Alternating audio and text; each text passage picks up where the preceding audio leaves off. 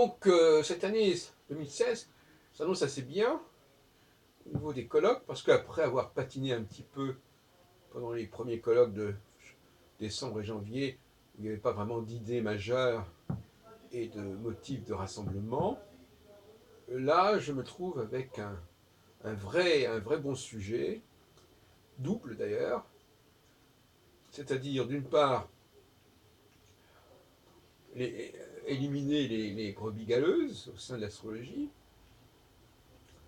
et d'autre part, euh, désigner les failles de notre société et des failles que l'astrologie pourrait éventuellement combler et auxquelles elle pourrait remédier et utilement le faire. Donc, une guerre de l'intérieur et une guerre de l'extérieur. C'est d'ailleurs assez proche de la situation politique actuelle de la France, à la fois l'intérieur et l'extérieur. Alors, la brebis galeuse de l'astrologie, en 2016, je l'ai désignée, c'est l'astrologie sidérale. Et il est important pour une société de se focaliser comme ça sur une sorte de bouc émissaire. Je sais qu'il y a eu des exemples assez inquiétants dans le passé au niveau du choix des boucs émissaires, mais finalement, c'est important de se polariser, de se focaliser sur un personnage, sur une population, sur un courant qui est vraiment très problématique. À savoir donc tout ce qui concerne l'astrologie hindoue, l'astrologie sidéraliste, l'astrologie védique. Donc ça va être en ligne de mire de nos attaques sur différents supports et en différentes instances. Et en ce qui concerne la guerre externe, extérieure, ça n'a rien à voir, mais c'est le corollaire quand même quelque part. Nous dirons que nous nous attaquerons à tout ce qui est électoral, tout ce qui est euh, fondé sur une rythmique, sur une durée, tout ce qui organise la durée des activités sociales, que ce soit les jours de la semaine, le Shabbat, le dimanche, que ce soit la fixation des calendriers électoraux, des mandats électoraux, quand est-ce qu'ils doivent se faire, quand doivent avoir lieu les élections, pour combien de temps doit-on être élu. Voilà des questions que l'astrologie a le droit de poser et de se poser. Et évidemment, d'autant plus que nous allons quand même en perspective des élections présidentielles de 2017, élections qui ont lieu tous les 5 ans, tout comme d'ailleurs les élections législatives, avant elles étaient décalées, quoique ça pouvait aussi dépendre de la dissolution ou de la mort du président. Et nous allons, évidemment, nous savons qu'il y a des astrologues qui, tout au contraire, et cela nous les condamnons, tout au contraire, considèrent que la date des élections fait sens et qui vont donc justifier par l'astrologie la date d'une élection. Bon.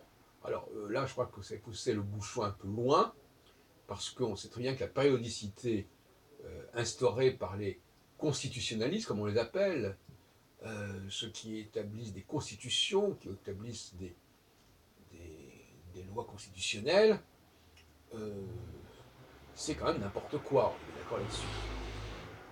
Même une institution aussi vénérable que les élections présidentielles aux États-Unis, qui se déroulent religieusement et sans discontinuité, sans solution de discontinuité, de continuité plutôt, depuis la fin du XVIIIe siècle, tous les 4 ans, tout cela, c'est du pipeau, ça ne répond sur rien, ni sur la date d'élection, ni sur la durée, les deux étant évidemment intrinsèquement et indissolublement liés. Puisque même quand il y a la mort du président ou quand il y a une déchéance, le vice-président va continuer jusqu'à la fin du mandat qui a été commencée. Donc toute cette comédie, tout ce carnaval des élections doit être une des cibles privilégiées de l'astrologie. Alors, d'une astrologie qui justement va devoir elle-même se repenser. Ce n'est pas une astrologie qui est censée prévoir, prédire, c'est une astrologie qui est censée prescrire, c'est-à-dire qui prescrit des dates. D'ailleurs, une forme d'astrologie a toujours été l'astrologie d'élection. Et l'astrologie d'élection, c'est une astrologie qui va choisir les dates. Et par conséquent, c'est cette astrologie d'élection, pas forcément avec les méthodes qui sont habituellement liées à cette forme d'astrologie, c'est un problème, mais cet esprit de, non pas de prévoir au sens de prévoir ce qui va se passer, mais de prévoir au sens de fixer ce qui va se passer. C'est pas du tout la même chose. Quand quelqu'un vous dit j'ai prévu d'aller au cinéma, il n'a pas prévu dans sa boule de cristal qu'il allait au cinéma. Donc on voit bien que le mot prévoir a des sens divers. Donc il faut changer le mot prévoir. L'astrologue n'est plus quelqu'un qui prévoit ce qui va se passer, mais qui prévoit ce qui doit se passer. C'est-à-dire comment les choses doivent s'organiser, doivent se structurer, soit se mettre en place. Voilà les deux. Donc c'est un peu mon discours de début d'année 2016, comme un peu a fait celui de Hollande pour la France. Un ennemi de l'intérieur, qui est l'astrologie sidéraliste, et un ennemi de l'extérieur, qui est cette astrologie, cette pseudo-astrologie des calendriers électoraux, et même tout simplement des réunions hebdomadaires, qui ne reposent plus sur rien, sinon sur des traditions qui sont certainement complètement frelatées et corrompues, et aussi, quelque part, évidemment, comme je l'ai laissé entendre, préférer sensiblement l'astrologie qui détermine un calendrier, et non pas, et donc une astrologie qui appellerait d'ordre structurel, et non pas une astrologie conjoncturelle qui va déterminer ce qui pourrait bien se passer à telle et telle époque, etc. L'astrologie structurelle, elle ne va pas deviner ce qui va se passer, puisque c'est elle-même qui détermine ce qui va se passer. C'est pas du tout la même chose. Voilà. Voilà donc ce que je voulais dire en ce sens-là.